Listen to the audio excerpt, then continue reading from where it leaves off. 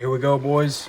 We're back again. Frogman with Fire Force, Volume 26 review by Atsushi Okubo, also known as the creator of Soul Eater. This is Volume 26 inside of Omnibus number 9. Now, if you're a big fan of the channel, you know we're going through these in the Omnibus series.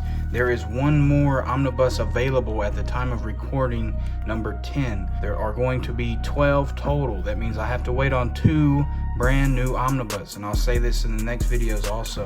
So when we hit volume 30, we'll be jumping over to something different until I can get my hands on the other volumes. I could read them online through official means, but I want to review the manga in hand. Volume 26 was super fire. It was one of the best volumes I think that I've read of Fire Force so far, and I think that the amount of notes to go through says a lot about it. Most of these have something to say. There's only a few that are just nominated for a note to go over, but boy, we got some stuff to say. As always, we open up to Atsushi Okubo's favorite style of opening these volumes, a giant double spread showing the scene or someone that is very important to the volume or the events at hand. Badass, nothing else gotta be said. This is Hibachi in demon form, and he is rushing his way to Asakusa. Here we go, we got a blue. I just said that this part right here is super cool, and I'll go ahead and read it for you guys. We'll zoom in and we'll talk about what's actually happening.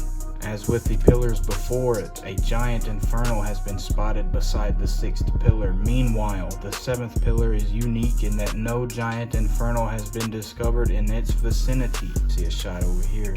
There's a figure beside the pillar. However, we can confirm reports of a human-sized inferno hovering in the air nearby.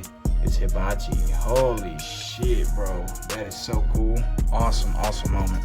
Legendary panel here of the Waka, Mr. Shinmon Benimaru. Here's our next blue moment. Blues are the standout moments. Blue note card here. I just said that this Inferno here looks just like Giovanni. It's a bug type dude. Freaking, he's got bug legs, man. Freaky, sneaky. This one is a standout cliffhanger. Pink is standout cliffhanger, guys. And this one got me. Boys, I'm reading this. You rotten old fart. What'd you come back here for? And you cut to Hibachi here. He's Benimaru. I flip the page. Damn. No more manga to read. Here's an awesome orange panel. It's my goat Benimaru flying in on the what looks like the brooms. There's a name for these little things, but they look like a broom. Awesome character. This volume of Fire Force focused mainly on the fight between Benimaru and the ex-boss while in demon form. So there's a lot of cool panels. There's an awesome panel here of move used Kagetsu, which means fire moon. Awesome, dude. They're changing the ways the waves look. They're freaking altering the world around them when these two people fight. Here's our next double noting, boys. One for the exciting cliffhanger and one mainly for the actual moment itself. Not his dad, I said, so we know now that this is not Benimaru's father, but it was someone that basically adopted Benimaru, took him off the street, and also wrote down Atala is hell confirmed again. So we've heard this be said before, but this moment here in which Hibachi is instructing or looking down upon Benimaru again, we learn that hell is Atala. Flip the page to our standout cover of this volume. The sun god is always watching. Super cool cover. The covers are usually in a little box, but this one has the artwork that spreads and it covers the entire cover. Awesome. Here's a heartfelt moment between these two characters, Benimaru and this guy right here beside him. Benimaru has spent his entire life being called a dad-blamed idiot. Obviously, this is censored. I don't know if I'm allowed to say what they're actually saying here. Basically, Benimaru spends his entire life being called an idiot and looked down upon, yet he has people that are drawn to him. And the people in the town love him, and they see so much faith in him. They have so much faith in him. They see so much potential there. They want him to be the leader. Eventually, he has to step up to be the leader. Man, Benimaru is a very deep character. I love this guy. Here's an awesome Beni Punch panel. I feel like this panel here really looks like Atsushi Okubo work. It looks just like Okubo work. Obviously it does, but this is standout.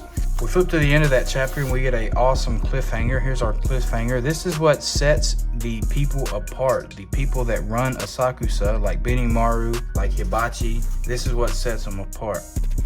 He might grow up to be a damn idiot. But listen, Conro, Asakusa Hikeshi aren't like the Holy Soul Temple's fire soldiers. We don't have the grace of God, or whatever they call it. What does he mean by that? What does he mean they don't have the grace of God? Well, when they kill people, they're really killing them. And we'll get there. We'll see what he's saying. This is just a cool panel of Hibachi leaning his head on the wall. He's menacing here. Very cool panel of Hibachi. Push forward a few pages to our next awesome panel. Orange is awesome panel. This one got it for the page turn, which is usually a blue on this channel.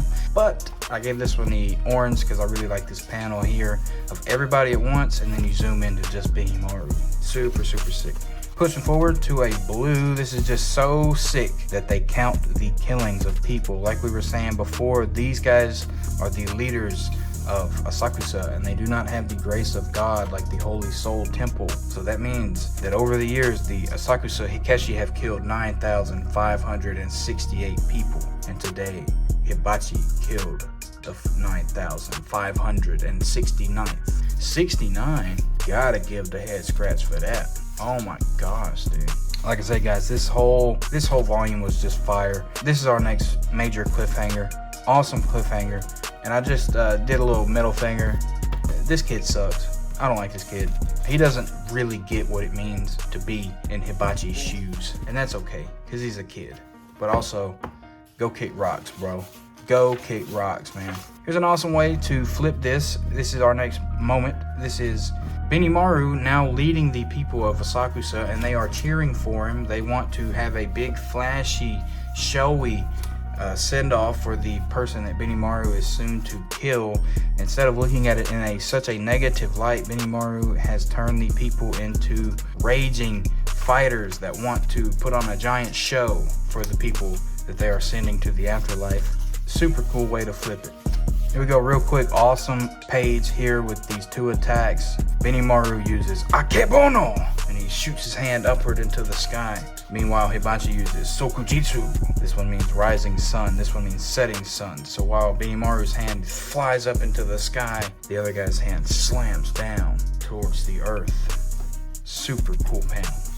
Pushing forward to the end of this chapter, the cliffhanger gets a note from me. It's just an exciting cliffhanger, and this is why we read shonen manga.